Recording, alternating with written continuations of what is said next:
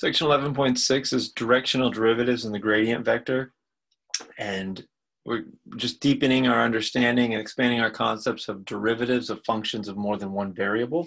So we'll start with a function f, which is a function of two variables, x and y, and we'll talk about the directional derivative of f at x naught, y naught, and a direction u, which is a vector ab.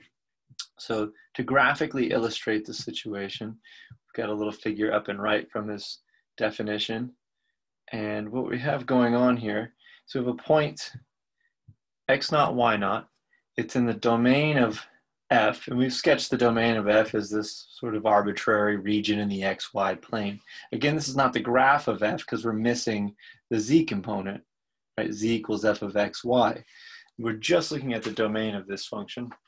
And we realize that if we want to talk about the derivative at the point x naught, y naught of the function f, that's going to be different for whatever different direction we might approach the point from, right? Or depart from the point from is a better way to think about it, perhaps, in the direction u in this case, or in any other given direction. So we have infinitely many ways we could come up with a derivative here based on this idea of a directional derivative.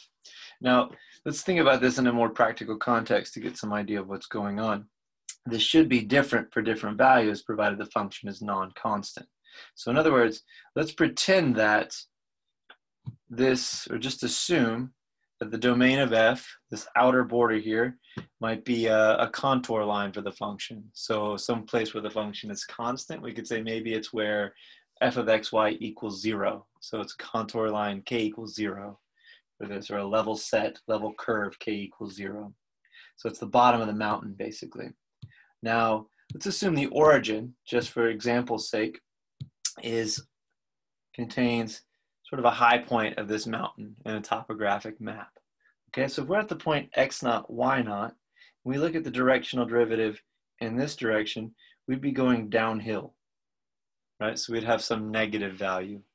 And there'd be some intermediate value as well. It's not just downhill, but maybe somewhere along here where our change in elevation would be 0. We could walk a contour line or a level set of this curve from this point, and that would be like traversing the side of a mountain. And this would be a different value for a directional derivative. That would be a lesser in magnitude derivative than pointing down the hill. It would be 0 versus being negative for downhill. And then to go up towards the summit of this mountain, or towards the high point or a local maximum on this curve, we'd have maybe something in this direction. Possibly we'd have to have the actual function f to see it, or to calculate it directly. But we get an idea for what this is telling us. Based on whatever direction u we choose to take the derivative in, we'll get a different result for a non-constant function f. Okay, so this begs the definition for a directional derivative, because we'll want to check out derivatives in different directions for these functions. So that's defined with really no surprise. The directional derivative in the direction u of the function f at the point x naught, y naught is equal to the limit as h goes to 0 of, here's our difference quotient, x naught plus ha, y naught plus hb. So this is where u's components come into play in order to introduce that definition. And h is going to run to 0. We'll take the difference of f of x naught, y naught, and divide by h to complete the difference quotient. So as h runs to 0, we get something that, sure, looks exactly like what we used to see for derivatives in Calc 1. That we're limiting h going to 0, and the argument of this function approaches the argument of that function as h goes to 0. But this one incorporates the direction u within it with a and b. So that's our definition for it. We're going to find that there's a way to include partial derivatives, and that's below. The book works out this theorem. It's just a matter of details, essentially. But if f is a differentiable function of x and y, then it has a directional derivative in the direction of any unit vector, given arbitrary one, u equals ab.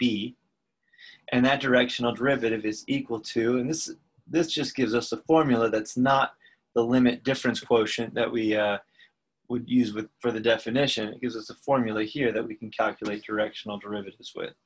So this is much more useful than the definition. It's kind of the name of the game in any calculus class. We have a definition first, and then we get a nice handy formula for computing the thing we're actually interested in.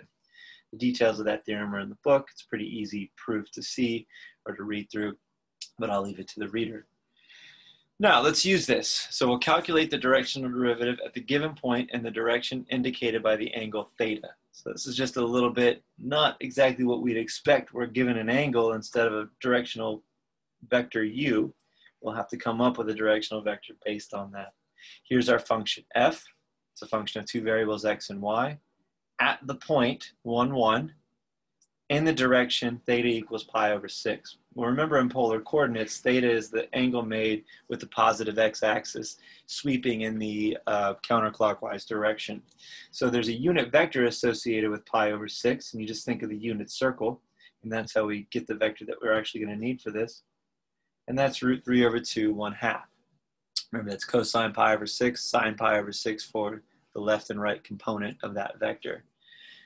Any vector would do. It didn't have to be the unit vector, but we just chose that one because it's the one that's most familiar to us from the unit circle. Could have been root 3, 1, for instance. Anyway, we have a vector now representing that direction. Now we're just going to use this formula to build the directional derivative of f and the direction u that we now have given below.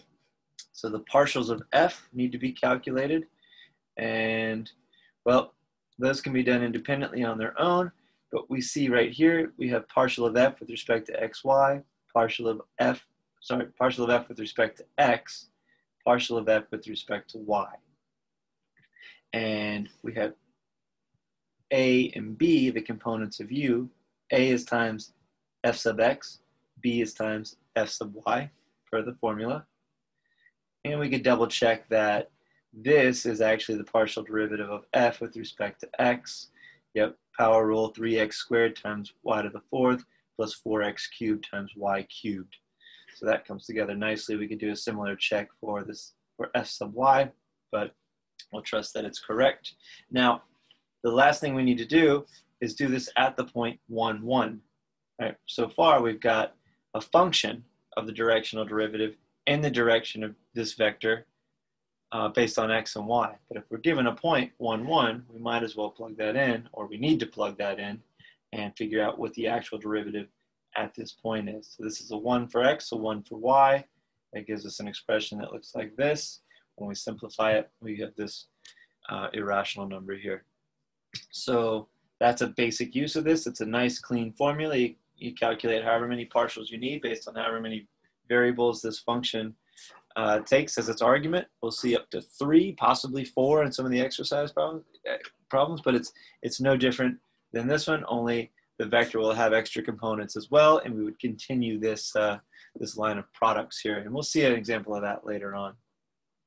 So that is basic directional derivative. Now, we'll define a tool that we're going to see quite a bit over and over. This is the gradient vector. So if we have a function f of x, y, some function of two variables, x and y, then we'll talk about its gradient vector. And its gradient vector, denoted here as nabla f, that upside down triangle is called nabla. And so nabla f, or gradient f, is more commonly used. Gradient of f of x, y is the vector function. It's the partial of f with respect to x, comma, partial of f with respect to y. Writing that in standard basis vectors, it looks like the following. The partial f with respect to x, partial f with respect to y, times ij respectively, and add it up. So two different representations. We'll use those sort of back and forth per whatever's convenient. And below we get a nice characterization. You can just check that this formula works out with the problem on the previous page or with the definition on the previous page. But it turns out that the directional derivative of f in the direction u is equal to the gradient of f dotted with the vector u. So that's a nice calculating tool right there. So we've got a cleaner way to maybe express this thing, or a more explicit way to express it.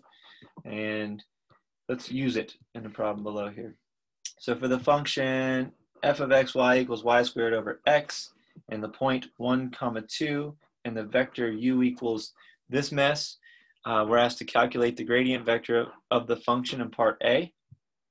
So let's handle that. The gradient vector for the function f of xy equals y squared x to the negative 1. We've done a nice thing for ourselves here and converted 1 over x, or x in the denominator, to x to the negative 1 power, so that we can use a power rule and keep our partial derivatives nice and clean. The partial derivative of this function with respect to x is negative y squared x to the negative 2, simply by a power rule. And similarly, of this function with respect to y, partial with respect to y, is just 2y x to the negative 1. So there's our gradient of the function given in this line here. So we've satisfied part A. Of course, they're having us piece this together to ultimately get the directional derivative of the function f at the point 1, 2 in direction u. Okay, next they ask us to evaluate the gradient at the given point. Okay, so this is the gradient of f at 1, 2. It's just a matter of plugging 1, 2 into the function, gradient function for f. That looks like this. The result is negative 4, 4. Okay, so this gradient vector at the point is just pointing in this direction, negative 4, 4. We'll see some more about this a little bit later on. What does that mean? The direction of this gradient vector will have some meaning to it. But if we're interested in finding the directional derivative, as we still are, then we just need to continue this and use the formula given above with this vector negative 4, 4 that we've just come up with. So find the rate of change of f at the point in the direction of the vector u. So just as we were talking about before, this could be different based on whatever direction we might be moving in. And now what we're doing is we're modulating the direction that we're interested in by just picking this new variable u. Okay, so again, this is where we are on the mountain and what direction we might point on the mountain, and that'll tell us what our rate of change could be. If we're walking on a flat level trail that's following a level set, then that rate of change would be 0. If we're moving uphill or downhill, that would be indicated by magnitude of this derivative. Of course, we don't take the magnitude of the vector below, so that's still something to be found out later. Now, find the rate of change of f at the point in the direction of u. We're just calculating this via this formula. Gradient of f at the point 1, 2, dotted with the vector u. All I've done is factor or multiply the 1/3 through the expression of u that we were given above to get 2/3 and root 5 over 3. This is a simple dot product. Once we carry this out, we end up with a mistake down below that I should correct on the fly in the notes here. The result of a dot product is never a vector. Of course not. Fixing this looks like the following.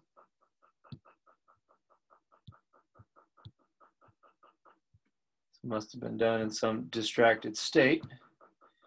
It's the sum of these things. So easily fixed by the following. Do that. I should note that there were a lot of mistakes on exam 1 with dot products and cross products resulting in not a scalar or not a vector. Remember, a dot product always results in a scalar, and a cross product always results in a vector. Negative 8 plus 4 root 5. Knowing what these operations yield as their result in terms of maybe species or mathematical entities, or what kind of objects they really are, is crucial to knowing whether or not you've got something right. And you can catch a mistake like this one pretty quickly. Okay, so that is our directional derivative, our rate of change in the direction u for the function f at the given point. It's a little mouthful, but if we look at the notation, we kind of see it all come together cleanly. So there we are. That should be a single value here. Now, if this was positive or negative overall, that's the point I was getting at before. If this was positive or negative overall, we'd either be moving uphill or downhill, based on that sign. So let's move on to 3 variables. 3 variables is very similar. We defined the directional derivative at the point x0, y0, z0 of a function f of 3 variables, and the direction u equals abc as the following limit of a difference quotient as h goes to 0. no surprise, just an extension to a third component, the z component. And we follow up with a definition of the gradient vector. It's the partial of f with respect to x, then y, then z for all three components respectively. And then we can conclude something very similar as before, that the directional derivative of f and the direction u at any given point is the gradient of f dotted with the vector u. So our calculations that we just did before in two problems will extend to functions of three variables quite naturally and in a way that we would expect. So let's see one of those. And we're given a function of three variables, and we're asked for the function point and vector to calculate the gradient of the function, and below the directional derivative of the function at the point in the direction v. So part A is easy. We just calculate the gradient of this function. So we need to find the partial of f with respect to x, then y, then z for each component. The partial of f with respect to x, well, in this case, this is just a power rule times constant e to the y, so we get 1 times e to the y, plus z e to the x. Z is a constant. E to the x's derivative is e to the x, so we have z e to the x. The middle one has no function of z in it, or x in it, so in terms of partial derivatives, its derivative is 0. It's a constant function with regard to the partial x. So it falls out. Similarly, for the other two components, we get similar looking results, and this is our gradient vector boxed up here on the right. Remember, the gradient always results in a vector. The directional derivative will always result ultimately in a scalar, okay, and that's because of the dot product that takes place. Now, calculate the directional derivative of the function at the point 0, 0, 0, and in the direction v equals 5, 1, negative 2. So that's just a matter of evaluating the gradient f at 0 and then dotting that with the vector 5, 1, negative 2, dotting it with v. Okay, this is all written in terms of the definition from the previous page on the left, or the theorem on the previous page on the left is the directional derivative of f in the direction v at the point 0, 0, 0. Now, the result of plugging in 0, 0, 0 to this function is 1, 1, 1. The reader can check that. And dotting these two vectors gives us this string, this expression, which summing it up is equal to 3. Okay, so that's positive 3 is our directional derivative. That is our rate of change. It looks like we're increasing along the fourth variable, along the w variable. The function f has a positive directional derivative there. It's increasing. It's going up the mountain in some sense. Maybe not directly up the mountain, but up it. Okay, if it was negative, it'd be moving down. If it was 0, then we'd be moving parallel to it would be traversing the side of it with a 0 gain in elevation. Okay, so maximizing the directional derivative. And this is what I was mentioning before, that the gradient, it is a vector. It has its own direction. And what it turns out is that the gradient itself is the direction of maximum change of the function, maximum rate of change. Okay, so the maximum value of the directional derivative, du of f of x, and we're introducing a little bit of a new notation here, so let me make sure we're all familiar with what this is telling us. F of x. X is some vector.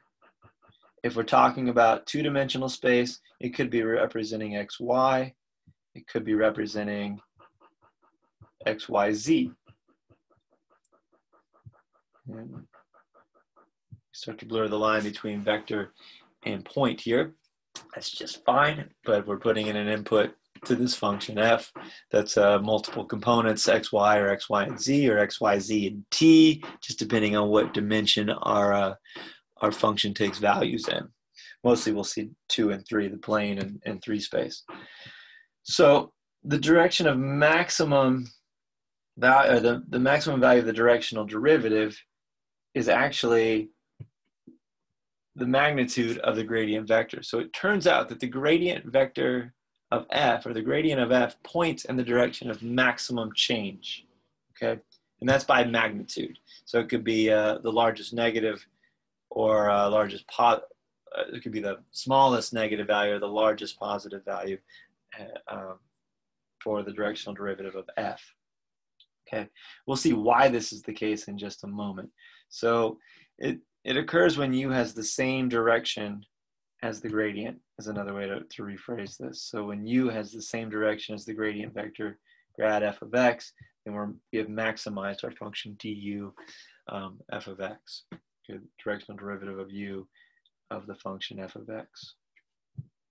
Okay, so let's find the maximum rate of change of f at the given point and the direction in which it occurs. All right, so we're given this function g of st. It's a function of two variables, and we're given a point 0, 2. So this is a point in the domain of the function, and we're interested in what its maximum rate of change is at that point 0, 2. So the first thing we'll need is the gradient of g, dg ds, and partial g with respect to t. Now that comes out to, being careful about this, this is a partial with respect to t. We have to remember that s is